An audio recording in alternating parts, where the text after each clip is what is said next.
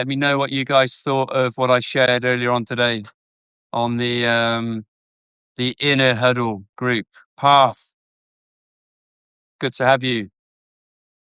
Good to have you join us. Yeah, I'm good, Path. How are you? Um, I've just come off a I've just come off a analysis call, which was an interesting one. I literally just picked the video up just prior to jumping on that live. And I thought, wow, I got to talk about this one. I'm not sure if any of you on there, but I'll share some bits. Wayne, good to have you with us, my friend. I'll share some bits on here if you weren't able to join that live call. It was an interesting one because the bowler threw it big time, and it wasn't the best of angles because the clip that he sent me, I needed to see more of his run up really, but I could tell when he came into view, he was going up big time. And when somebody goes up, they're stopping, they're putting the brakes on, they've lost that momentum. I'm always thinking, right, I'm really curious about what happens through the crease, because if they keep moving towards target, they've lost that momentum because they've stopped and they've jumped up, and it will come out like a powder puff with no pace on it. Or what most bowlers do is they still try and bowl the ball quickly without having that forward momentum. So they peel away big time, which is what this bowler did. And when somebody's doing this, he got into such an unhealthy position and he threw the ball, because the more you go that way and your point of release goes that way, you've still got to get back online to the target. And often what happens is the arm bends because the brain and the body is brilliant at knowing what you want to do. And it'll find a way of still trying to hit the stumps. So talking through, okay, this is a poor, unhealthy position. It'd be really interesting to hear from that lad. Has he had any injuries? Because he might not have. He might just have one of those unique actions. He's not got back to me. Namer. He might just have one of those unique actions that the body becomes conditioned to. But I'd be surprised if that was the case, because he had flexed so far that way and bending the arm. But even if he hadn't got injured, he might not get injured. Who knows? But he's throwing the ball. So then just chatting through what is causing it, and it was a massive misalignment. Mick, I know you mentioned some of these misalignment all stem from maturation. Yeah. I don't know how old this guy was actually. Let's have a look at his profile.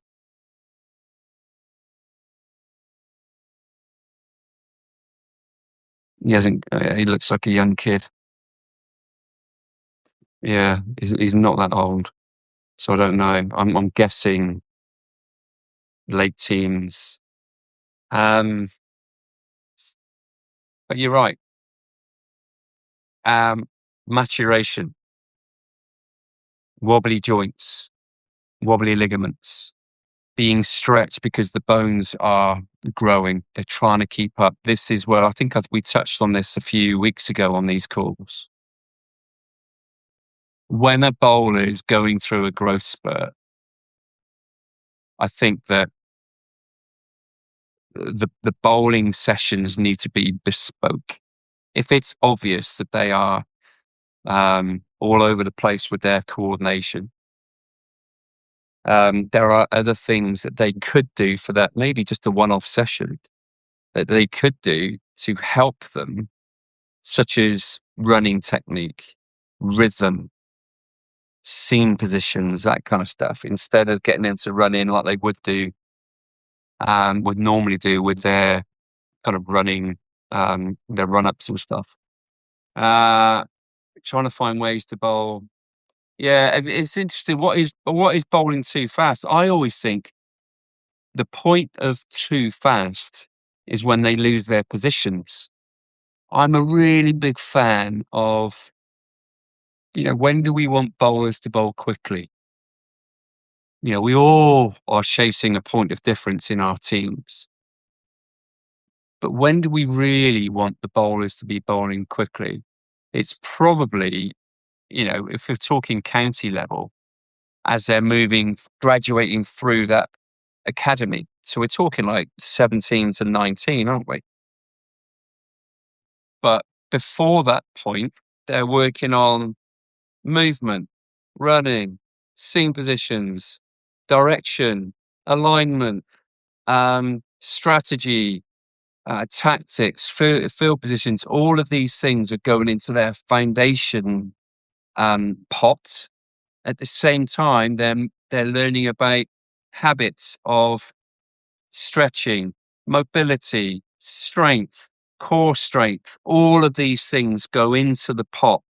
And when do we really want bowlers to be bowling quickly? I think it's as they're graduated, as they're moving through the academy. So I guess 16 to 18.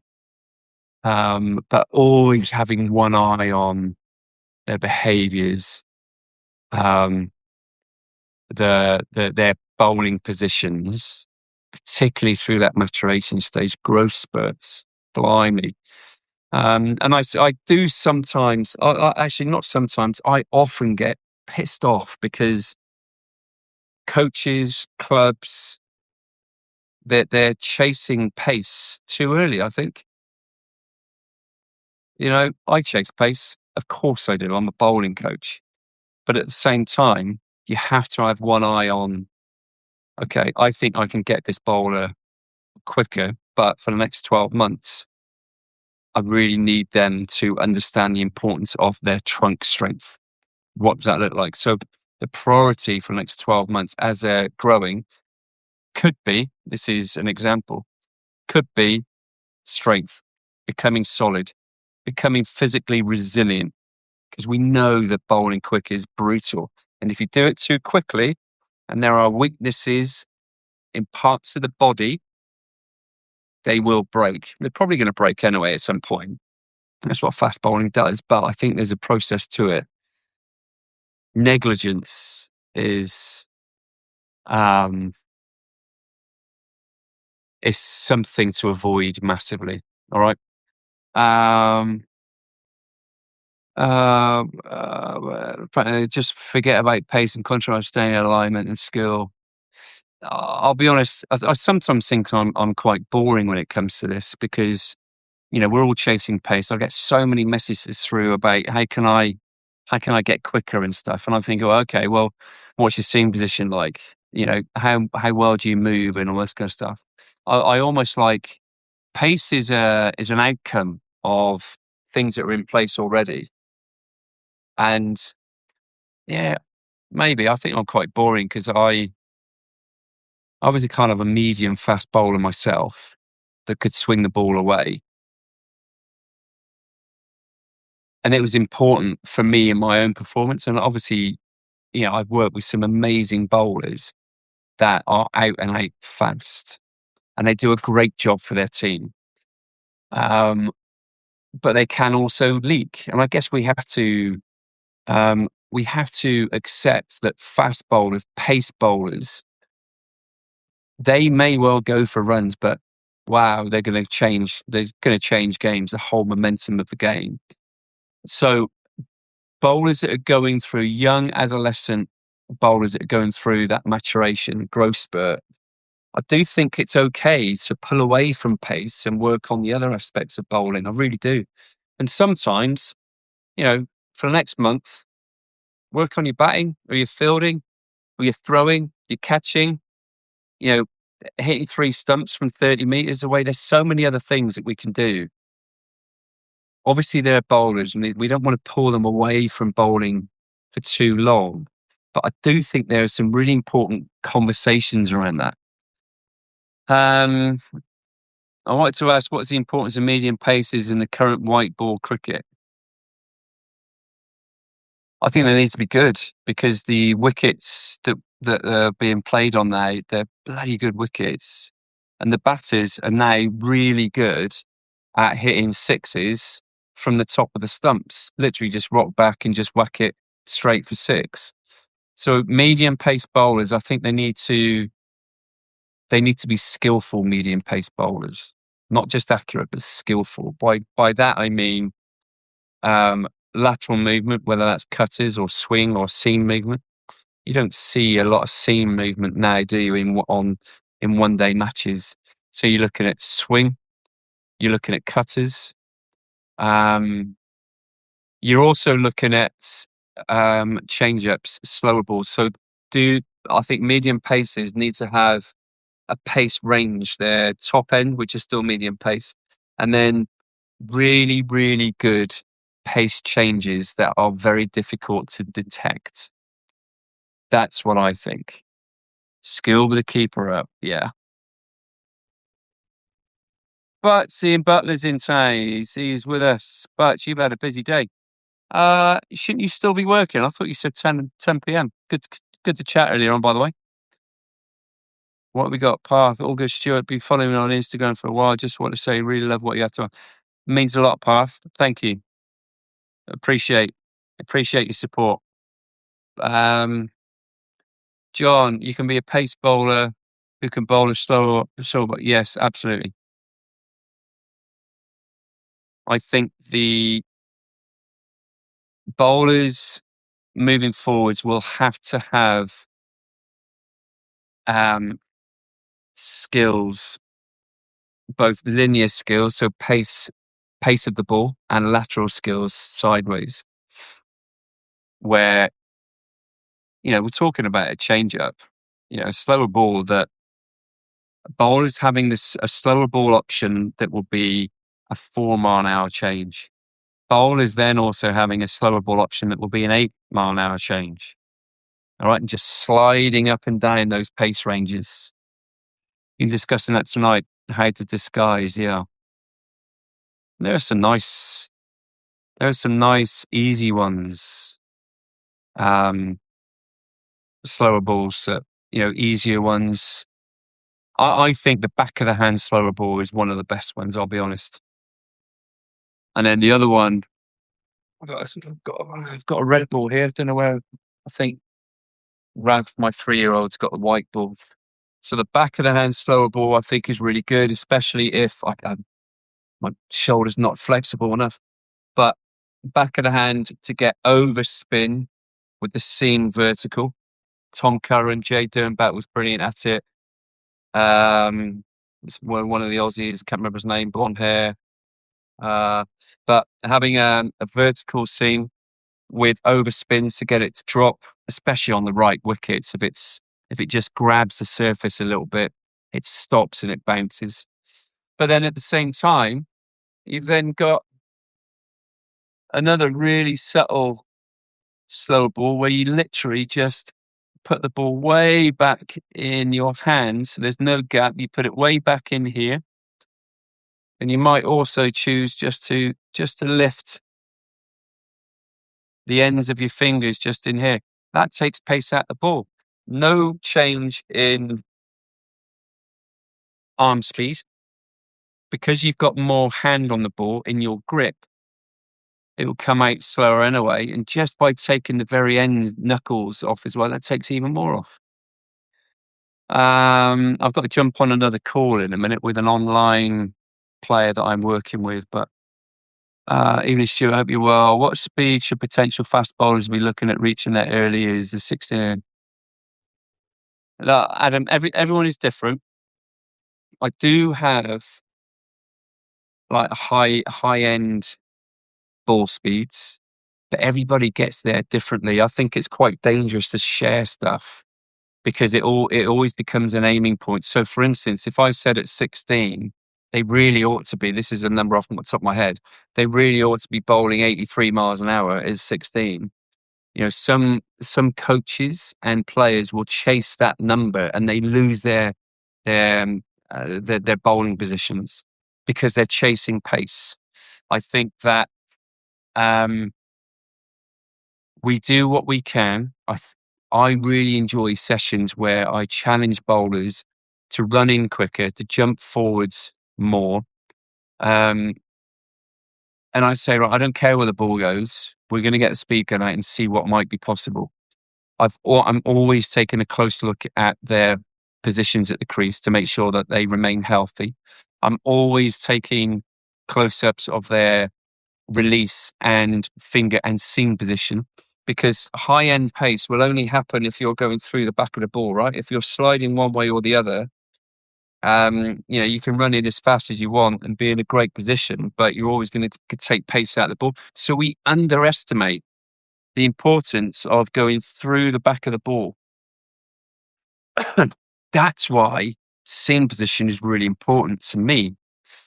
It's, taught from a young age. So we can have a conversation offline, Adam. Um, Everybody gets their optimum pace at different stages. That's all I say on it. I think it's really dangerous to say, right, you should be here. If you're on track, you should be here. Sorry, we'll follow up with that conversation, Adam. The season Mohit Sharma had, yeah, quality bowler, quality player. I discussed, but through action and rotation of arms, start point. I think that I love these sessions where, yeah, I've worked with so many great people, John Bracewell being one of them. He used to every now and then call what he called go mad sessions, where there was no judgment.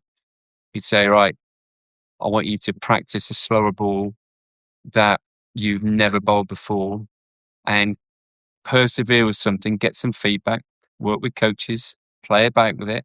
Could it be something that could be part of your armory down the line?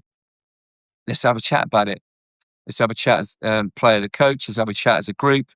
Have you found anything that is really interesting and could be one of those things that, as a group and as an individual, we could kind of spend some time kind of developing? Go mad sessions. So John, 5 mile an hour change.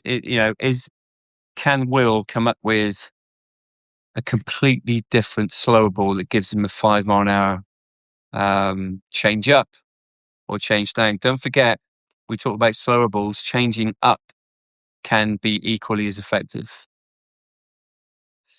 Okay, I've got to end this now.